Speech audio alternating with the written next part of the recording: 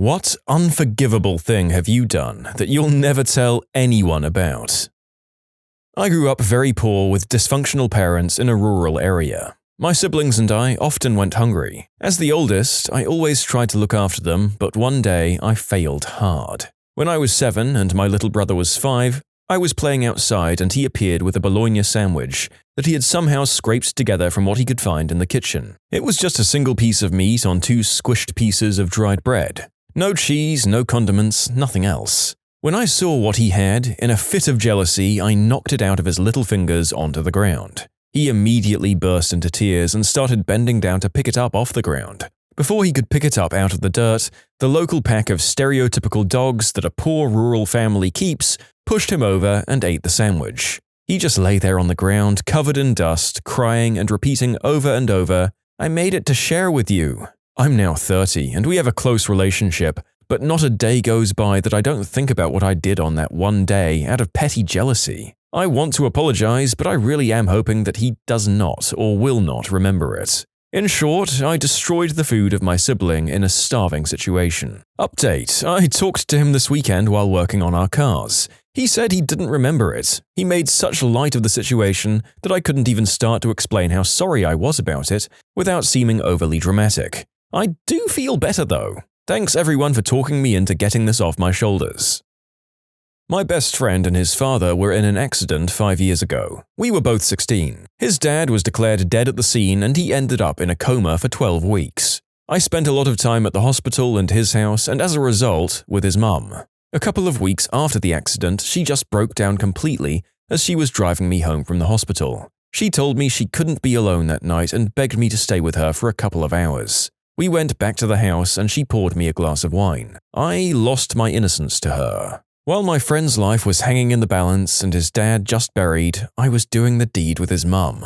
I'd always had a thing for her. I mean, she was my friend's hot mum. So I obliged every time she instigated, which was a lot. This stopped immediately after he was released from hospital and we avoid each other now. When we were 10, my best friend and I were always bullied by this kid who lived in our complex. He was one of those sneak bullies too, who acted so lovely around adults, but was a holy terror when they weren't around. So one day, after he held my friend down and made him eat dog poop, we hatched a plan to put him out of commission. We found a Windex bottle and filled it with a bunch of different cleaning agents, one of them being bleach. Then we went looking for him. When we found him, he asked my friend if he was still hungry and wanted some more, and then he came over to us.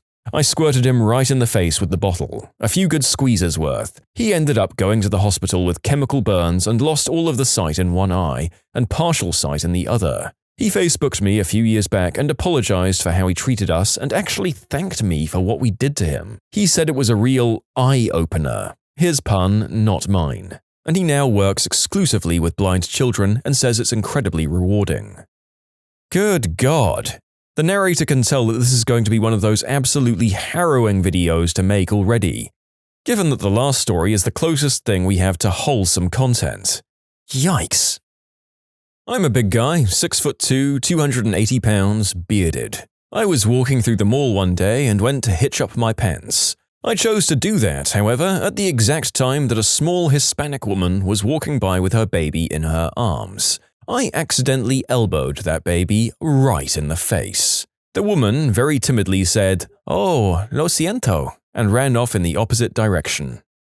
I was walking downtown one night after leaving the bar around midnight-ish, and I had to walk a few blocks to my car. Parking is awful in the city on a Friday night. Well, halfway there wasn't anyone around. Someone came up behind me and tapped me on the shoulder and told me to give him my wallet or it would be bad, as he had his hand deep in his pocket. I don't really know if he had a piece on him, but all I could think about was getting stabbed or shot, which I really didn't want to go through. So I preempted him, reached for my wallet, and grabbed my knife, put my hand in his face and stabbed him in the stomach 3 times and ran as hard as I could for probably a mile. Never told anyone, never called the cops, as it seemed like that would put me in a worse spot. No idea what happened to him. In short, probably shanked a guy to death.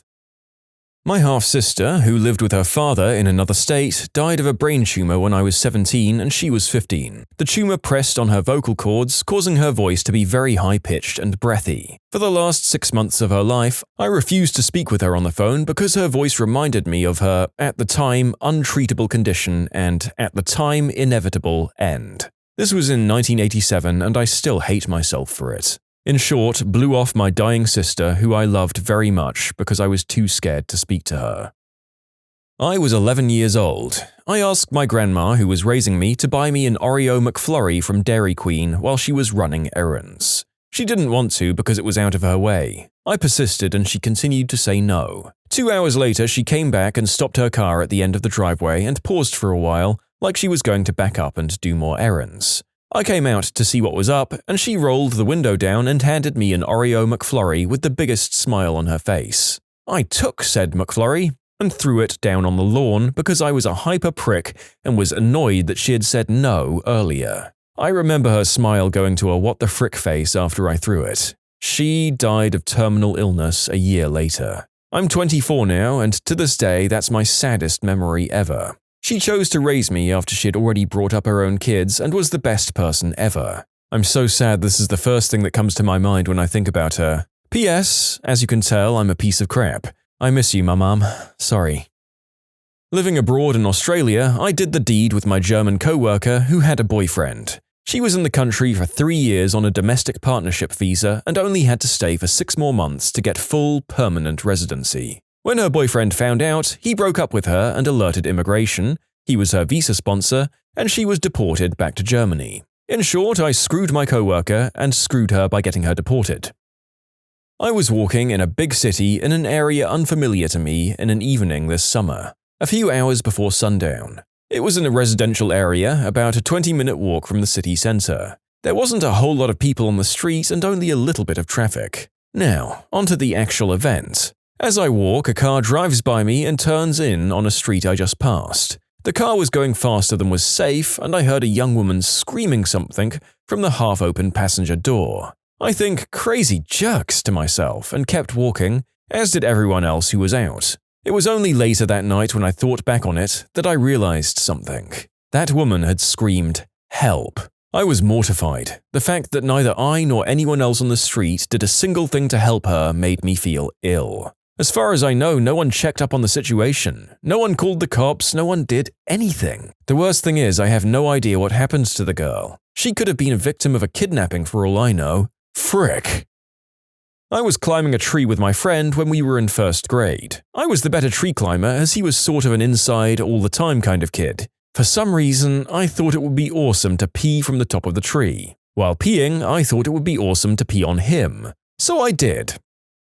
At laser tag, I accidentally knocked down a little girl when we collided while rounding a corner. Instead of helping her up, I shot her for the points and ran away. I mean, I think up until the age of 25, I would have been right there with ya. Little kids are bouncy, they were probably fine. I mean, yeah, you were terrible, and yeah, I'm laughing. This is something right off a script page of Always Sunny in Philadelphia. You can submit your own stories to be featured here on the channel. The story submission link is in the description below. And if you want to listen to some vibey music in the background, check out easymode, also linked below, and subscribe. Just a few months ago, I went on a road trip with the wife and kids. On the way back, my son made us take an emergency potty break. When I got out to get him out of the car, I found a wallet on the ground. I picked it up, got in the car, and opened it up. It had several credit cards, SS card, bank card, DL, $879 in cash, and several other items. I looked the guy up on Facebook and sent him a friend request with a message saying I found his wallet. Fast forward about 2 weeks, don't hear from him, contact his relatives, they have him call me. The guy wants me to bring it to him, a 1.5 hour ride away. I tell him it's not possible, I'm too busy. He says, "That's effed up, bro." I say, "Sorry, but I can meet you halfway this weekend." Guy says, "Cool." He then tells me he doesn't remember how or when he lost it because he was fricking hammered. Fast forward to the weekend, I arrive at the location he's decided on and I wait for him for over 30 minutes. He finally calls and says, "My bad, bro, I was at the bar with my friends and forgot about you. I'll be there in about 10 minutes. 45 minutes later, he shows up, walks up to me and says, "1 second, bro, I've got to take a leak." He's obviously intoxicated. makes me wait while he goes in to pee. For some reason, my inner voice said, "Frick this guy." So I took the money out of the wallet. Just seconds later, he walks up and I hand him his wallet. He says, "Thanks," snatches it from my hand and leaves. I don't feel bad at all about this. Not one bit. In short, found a guy's wallet, he was a jerk, I took his $879. I feel good about it. Who the frick carries around almost $1,000 in cash, and then doesn't even check to see if it's still there? I wouldn't kill the person I loved. She was a day from the end of her life. A virus had eaten her liver, and she went yellow. Her liver couldn't filter out water anymore, so her lower half was swelling up. This meant she couldn't move her legs, and she used to be a ballet dancer. She had a Hickman line, which is a tube that connects to an artery in the chest. It's used for putting chemotherapy into the bloodstream. She decided to cut through the tube so that she would bleed to death. She did that, looked at me, and said, "Why isn't it working?" It failed because of blood pressure. If she was lying down, it would have worked. I closed up the end of the tube. I knew she was dying. I knew she was going to suffer another day, but I wouldn't let her die. I even thought to myself, you'd be better off dead, and I was too selfish to let her go. She was always brave, and she chose to die on her own terms. But I'm a coward, and I made her suffer because I'm weak. This was about 20 years ago, so it's been a while. I grew up in New York. The school I went to had about 3 white kids, 2 Hispanic, and 2,300 or so black students. I was one of the white kids. I was a typical inner-city child, listened to punk, skateboarded, and all that. I got jumped a lot. To the point where I eventually left school, but this story is one of the reasons I left. So there were twins at this school, let's call them John and Shantae. They always picked on me. I guess I had a mohawk and liked the dead Kennedys enough to lump me with the skinheads. So all of the white kids at school were labeled as skinheads, even though none of us were. I was standing in front of my locker getting books, and both of them snuck up behind me. I felt a really hard slap on the side of my head where it was shaved, and the pain was actually pretty intense. I turned around to fight whoever just hit me, only to see these two and about 15 other kids. The principal was standing on the other side of these kids with a smirk on his face. I could do nothing except mutter, "You'll get yours, alone."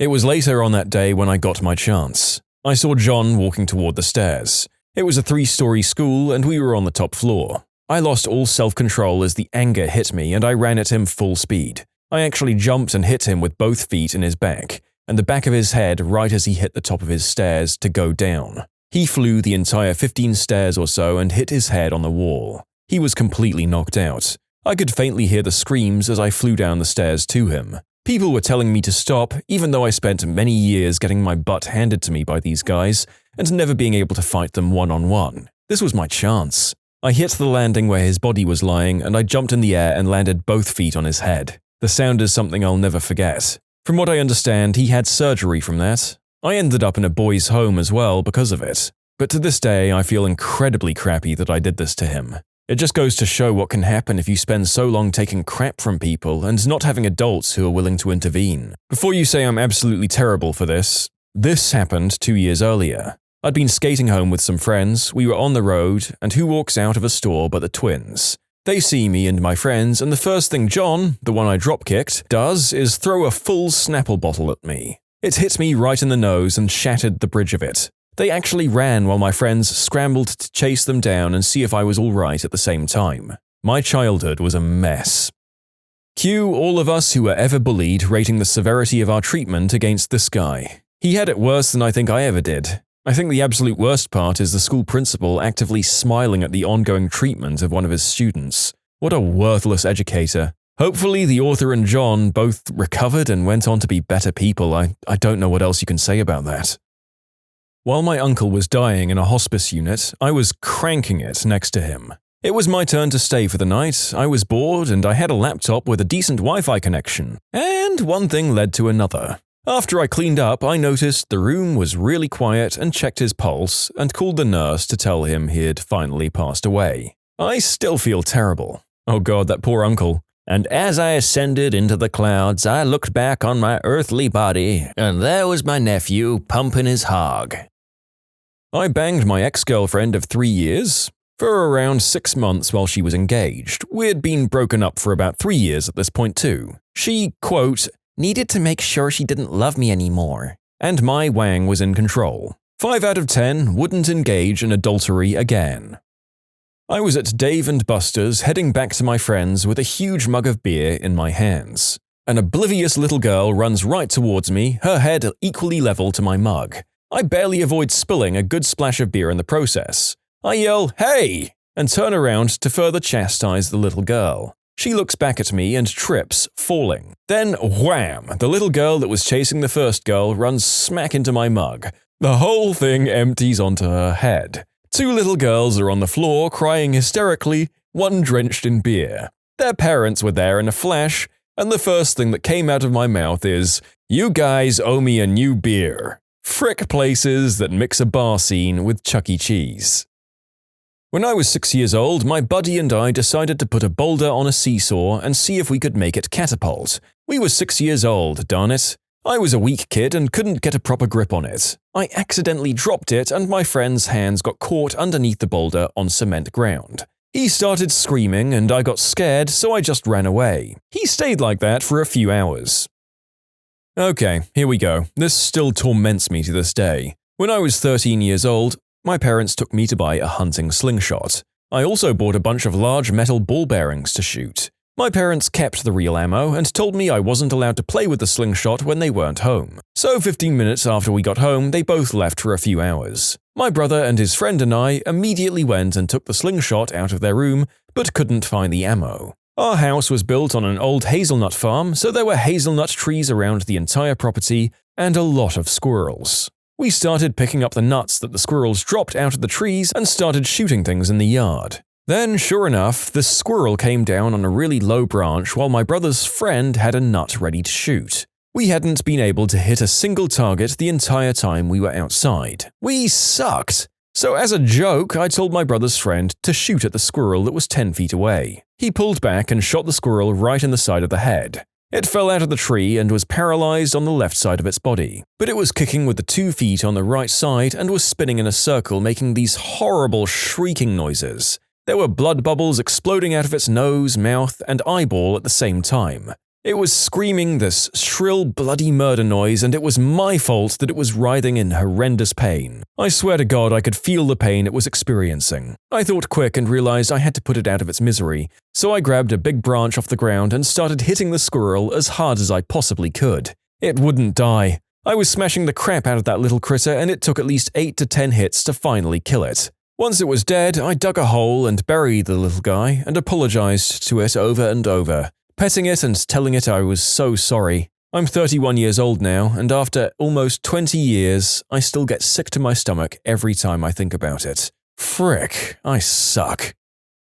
A number of years ago, I was addicted to white snow. Part of that addiction was selling it in order to support my own habit, which in itself was a pretty bad thing. However, I took it way further than that one weekend. I had just brought a large amount with the intentions of getting a hotel room at the local Six and hustling out there for the weekend. On the way there, I had a friend in the car with me and he recognized a girl walking and wanted to stop and say hi to her. I pulled over and they chatted a bit and he asked what she was doing. She told him she was on her way to a local area that was known for smack.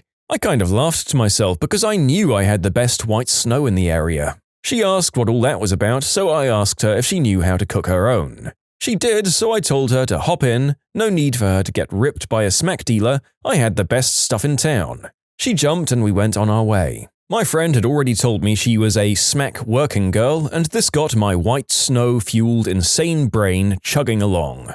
When we got to the room, I sold her $10 worth, and she cooked it up and took the very first hit as soon as she could. I swear her eyes got as big as saucers, and she asked if I had enough to keep her going all weekend. I told her as long as she had the money, I could do it.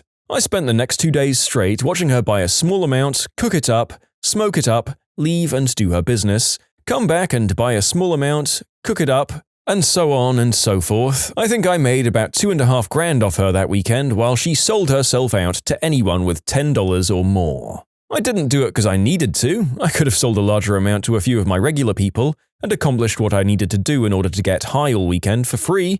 I just did it because I'd never done anything like that before and I wanted to know what it felt like. While it was happening, I was staying high, snorting. It was a pretty amazing feeling. Looking back on it now, I'm disgusted with myself. In short, rented out a smack working girl for a weekend because I could.